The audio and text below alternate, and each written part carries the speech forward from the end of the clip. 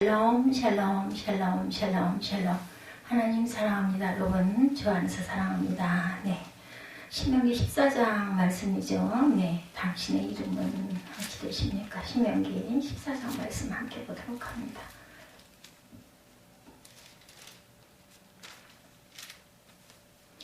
너희는 너희 하나님 야훼의 자녀이니 죽은 자를 위하여 자기 몸을 베지 말며 눈썹 사이 이마 위에 털을 밀지 말라. 너는 내 하나님 야훼의 성민이라. 여호와께서 지상 만민 중에 너를 택하여 자기 기업의 백성으로 삼으셨느니라. 너는 가증한 것은 무엇이든지 먹지 말라. 3절에 이렇게 시작하고 있습니다. 우리가 일컬음, 이름, 이름이라는 것 여러분들 뜻을 혹시 아십니까? 일컬음이라는 뜻을 갖고 있습니다. 일컬음의 준말이 바로 이름이라는 것, 여러분들 다시 한번 생각하시기 바랍니다. 일컬음이라는 것은 단순히 자신이 다른 사람에게 불려진다라는 의미만은 아니죠. 스위스 심리학자인 칼 구스타프 융은 이름은 존재의 징표다 이렇게 말을 하고 있습니다. 이름은 한 사람의 정체성을 대변하는 것으로 그 이름으로 스스로를 알고 남들이 구별하여 알아주는 것이죠. 이렇게 이름이란 내가 알고 또 남들이 알아주기 때문에 중요한데, 더 중요한 이유는 하나님께서 나를 아시는 것 또한 이름이기 때문입니다. 내가 너를 지명하여 불렀나니 너는 내 것이다. 이사야 43장 1절이죠. 지명하여 불렀다는 말은 하나님께서 이름을 크게 불렀다라는 뜻입니다. 그러니 이름이 굉장히 중요하죠.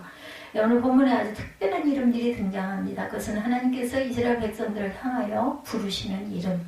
그 이름은 또한 여러분의 이름이기도 하죠. 어떤 것들이 있는지 한번 살펴봅니다. 신명기 11장은 장차 이스라엘 백성들이 가나안에 들어갔을 때 복과 실패에 대한 말씀이었습니다. 하나님의 말씀에 순종하여 생명, 복, 번성, 불순종하면 죽음, 저주, 파멸이 주어질 것이다 라고 말씀하죠. 이런 내용 때문에 신명기 11장은 복과 저주의 장이다 이렇게 부릅니다. 그러나 신명기 11장은 앞날에 대한 예고로도 저주의 길이 아닌 축복의 길로 가라는 메시지이기도 하다. 또한 좋은 길, 나쁜 길 미리 보여주면서 좋은 길로 가라는 것이 11장의 말씀이죠. 축복이 어떻게 하면 축복이고 어떻게 하면 저주다라는 걸 보여주죠. 그리고 12장은 가나안에 들어가든 우상 숭배를 금해라 말씀합니다. 그래서 올바른 예배에 대한 규례죠. 13장은 예배를 잘못하게 만들 수 있는 사람들, 예배를 잘못되게 만드는 사람들, 지도자, 가족이나 친지, 그리고 군중들에 관한 경고의 말씀, 그리고 14장은 생활에서의 규례를 말씀하죠. 하나님의 백성은 성별되어 살아야 된다라는 말씀을 하고 있습니다. 그러면서 먼저 죽은 자를 위하여 슬픔을 표시하여 자신들의 몸을 자해하는 것을 금하라. 1절에 자해를 하지 말라고 말합니다. 가난한 사람들은 죽은 사람을 애도하는 표시로 자신의 얼굴이나 신체 일정 부위를 예리한 도구로 상처를 내서 피를 흘리죠.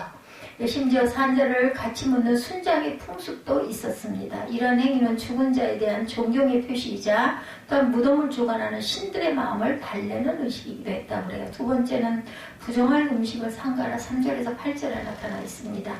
이러한 행위는 어류, 조류에 대한 그러한 그 정황과 부정함의 기준 및 기타 음식 규례가 21절까지 제시되어서 쭉 나타납니다. 짐승은 굽이 갈라지고 되새김질하는 것만 먹을 수 있고, 물고기는 지느러미와 비늘이 있는 것만 먹을 수 있고, 날짐승의 경우는 먹지 못하는 새들, 특히 날기도 하고 기어다니기도 하는 것을 먹을 수가 없다. 이런 것들은 의식법이다 이렇게 부릅니다. 그다음에 의식법이란 과연 무엇일까? 율법은 하나님과의 관계에 대한 법으로 제사법 혹은 의식법, 인간 사이에 일어나는 갈등과 분쟁을 다룬 민법, 그리고 도덕법으로 나뉩니다. 그 중에서도 의식법은 제의 의식법과 음식 등 일상생활에 관한 생활의식으로 구분이 됩니다. 이것은 이스라엘을 특별히 구별하여 선택하셨기 때문에 하나님의 거룩을 닮아야 한다라는 뜻입니다. 그런데 생활의식법의 일부인 본장의 내용은 정말 짝이 없습니다. 먹어야 할 음식과 먹어서는 안 되는 음식을 가리는 일이 쉽지가 않죠. 음식을 만들기 전 정결한 식재료인가 부정한 식재료인가 이것도 살펴봐야 되죠. 누군가가 음식을 대접해 주는데 먹어도 되는 음식인가 먹으면 안 되는 음식인가를 구분하고 묻고 따지는 일이 쉬운 일이 아니죠. 먹지 못할 음식을 대접할 수가 있겠습니까?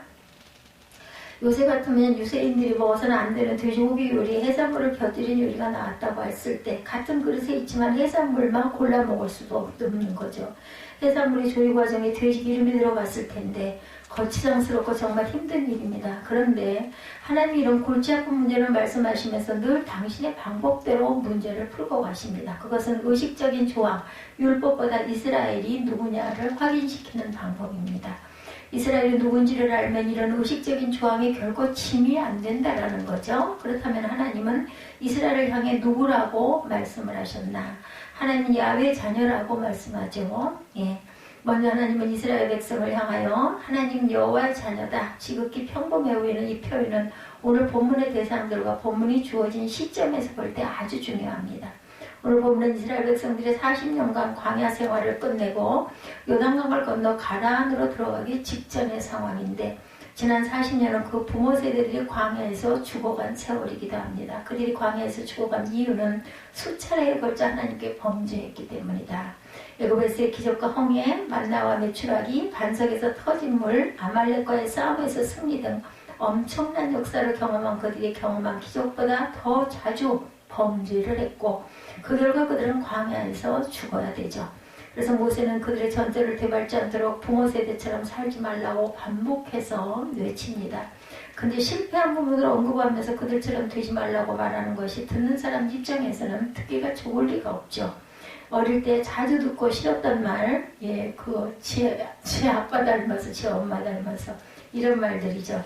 생김새며 좋아하는 음식이며 춤이며 즐기는 것까지 너무나도 아빠를 많이 닮아, 엄마를 많이 닮았다는 거죠. 거기다 그 말을 사랑하는 어머니로부터 자주 듣는 것은 결코 좋은 일이 아니에요. 이스라엘 백성에도 부끄러운 부모 세대를 닮았다는 말은 그 부모 세대가 아직 안 죽었는데 수치심을 안겨주고 자존감을 떨어뜨리는 일이 아닐 수가 없습니다. 이런 이스라엘 백성들이 하나님께서 말씀하시죠. 너희는 하나님 야훼의 자녀이다. 이 호칭에 무엇이 강조되어 있습니까, 여러분?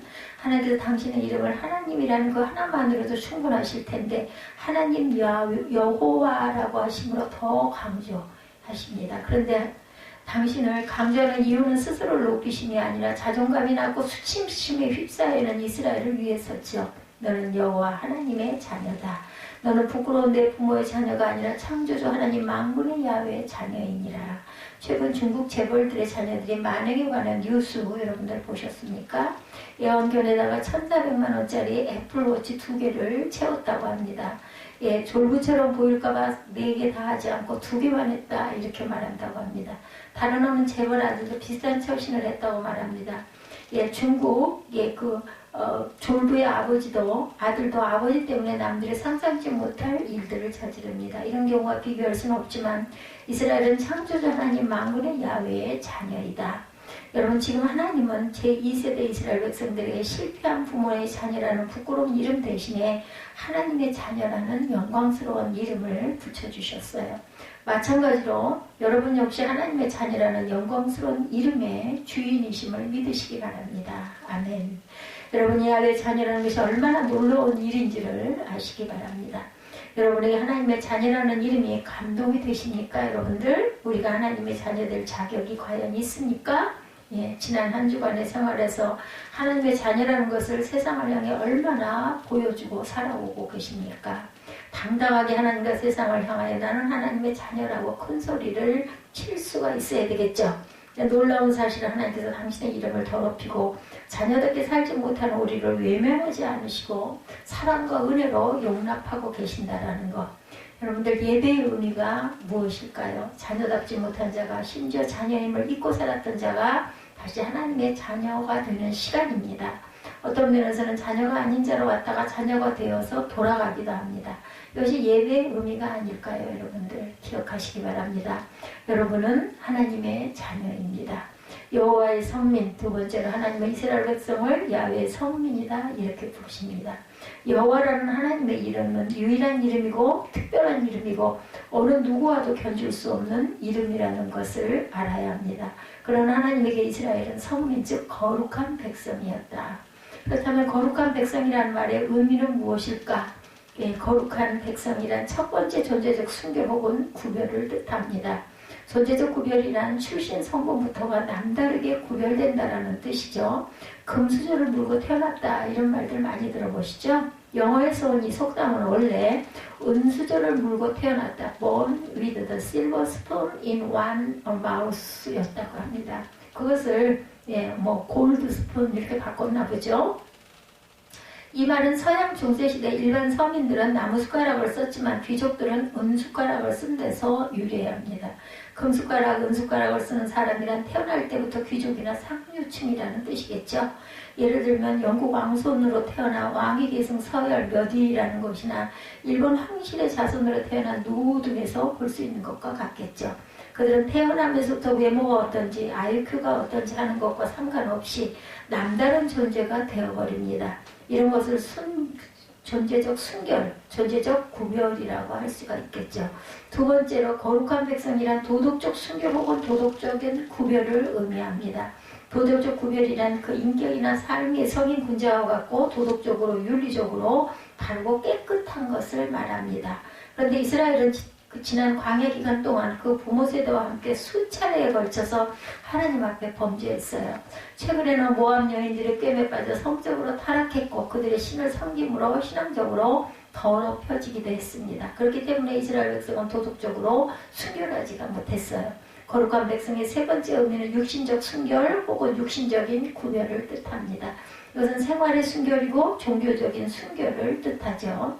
그러나 이스라엘은 이것조차도 내세울 만한 것이 없었어요. 그런데 하나님은 이런 이스라엘을 향해서 여호와의 성민이다 말씀합니다. 전체적으로 거룩하지 못하고 도덕적으로 흠이 많고 육신적으로 부정한 그들이었지만 하나님께서 거룩하다 말씀해 주신 것이죠. 이스라엘 백성에게 거룩은 은혜입니다. 거룩하지 아니한 자를 거룩하다고 불러주시기 때문이죠. 이것은 오늘 여러분에게도 마찬가지입니다. 거룩하지 아니한 여러분을 거룩하다, 거룩한 백성이라고 불러주시죠. 기억하십시오. 여러분의 이름은 거룩한 백성입니다. 자기 기업의 백성, 세 번째로 하나님은 이스라엘 백성들을 자기 기업의 백성이다 이렇게 부르십니다. 성경에 기업이라는 말만큼 중요한 단어도 없을 것인데 아브라함에게 기업은 가나안 땅이었고 그의 후손들이었습니다. 마찬가지로 이스라엘 백성에게 기업은 곧 들어갈 가나안 땅이기도 했어요. 그런데 오늘 본문에 하나님께서 이스라엘 백성을 자기 기업의 백성이라고 부르신 것은 이스라엘 백성이 가나안 땅의 소유자 혹은 경영자라는 의미도 있지만 그것을 뛰어넘습니다. 하나님의 창조하신 모든 세상의 상속자 혹은 경영자라는 의미가 그 속에 있죠. 하나님이 가지신 자산은 도대체 얼마나 될까요? 그죠? 숫자를 셀 수가 없겠죠. 돈으로 환산한다면 하나님의 자산의 가치 총액은 여러분 얼마나 될 것 같습니까? 오늘 하나님은 무한대 표시 그게 맞을 것 같습니다. 오늘 하나님의 이스라엘 백성들이 그들이 들어갈 가나안 땅의 소유주 혹은 상속자를 넘어 온 세상의 상속자로 삼겠다고 말씀하시죠. 여러분들에게도 마찬가지입니다. 그리스도 안에서 새로운 이스라엘이 된 여러분 역시 하나님의 기업의 상속자입니다.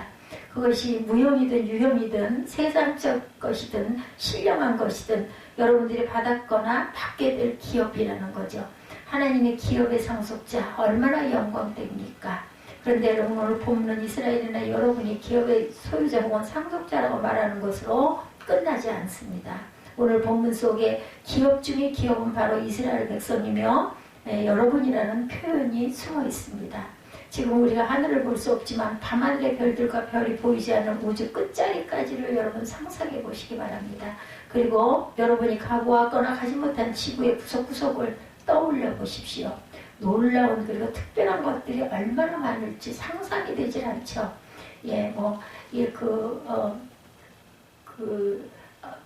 고대, 그죠? 지구 끝을 보지 못한 사람들은 뭐라고 표현을 못해요. 배를 모르는 사람에게 배를 설명하라면 설명을 못합니다. 고래를 보지 못한 사람에게 고래를 그려보라면 그려볼 수가 없는 것처럼 우리는 본 거, 우리가 느낀 거, 우리가 경험한 거 외에는 상상이 안 되죠. 그런데 그 지구 끝 하면은 어떤 분들이 네모나게 그려가지고 그 끝은 절벽이다, 낭떠러지다 이렇게 표현한 분들도 계셔요. 사실은 지구가 둥근데 그걸 모르기 때문에 그런 것처럼 예, 하나님께서 우리에게 주신 것들은 정말 말할 수 없는 무한대로밖에 설명을 할 수가 없죠. 놀라운 일입니다. 우주보다 귀하고 온 세상보다 귀하고 가난과 비할 수 없는 하나님의 백성, 이것이 바로 저와 여러분의 이름이라는 거죠. 특별함으로 우리는 살아가야 됩니다. 그 요단강을 건너 가나안으로 들어갈 이스라엘의 자존감, 예, 그것은 정말 최악이었어요. 그들의 자존감은 광야 40년이 그렇게 만듭니다. 애국보다 못하고 가나안 백성들보다 못한 그러한 백성. 애국으로 돌아갈 수도 없고 가나안으로 들어가는 것은 너무나 어려워 보였고, 그렇다고 광야에 머물러 있을 수도 없는 사람들, 광야에 있으면 죽어요. 하나님이 먹였기 때문에 40년 동안을 굶지 않고 그저 줄이지 않고 올 수 있었던 거죠. 이런 이스라엘에게 하나님께서 붙여준 아주 특별한 이름이 오늘 본문의 이름이죠. 너는 내 자녀이다. 너는 내 것이다. 이런 말씀입니다. 이 말씀에 숨어있는 뜻은 너는 이 세상에서 가장 특별한 내 자녀들이라는 뜻이죠.